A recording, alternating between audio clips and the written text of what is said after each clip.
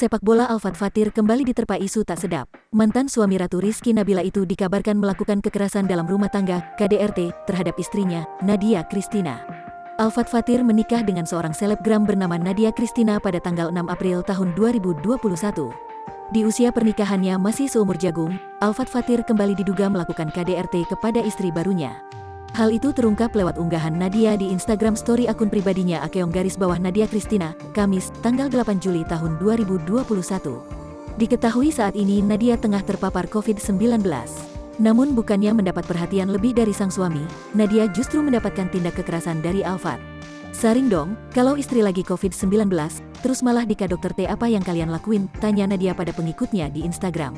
Menjawab salah satu respons warganet, Nadia mengaku pernah dipukul oleh pemain yang berposisi sebagai bek itu.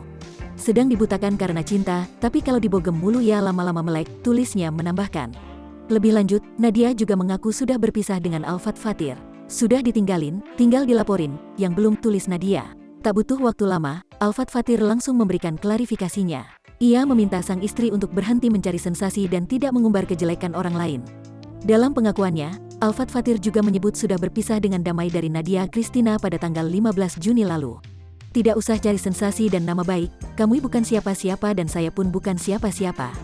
Bahkan kita sudah sepakat berdamai secara keluarga di tanggal 15 Juni, bahkan ada saksi dari keluarga dan juga ada tanda tangan di atas materai dari saya dan Anda," tulis Alfat Fatir melalui Instastory akun @alfatfatir. Alfat Fatir juga menyinggung soal penghinaan terhadap anaknya, Joanio Rizky Abbas, yang diduga dilakukan oleh Nadia. Ia merasa Nadia menggunakan dirinya sebagai tameng agar tak dilaporkan ke polisi.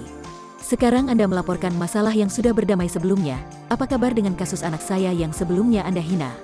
Dan saya sebagai tameng untuk Anda tidak dilaporkan kepada pihak yang berwajib," tutup Alfat Fatir.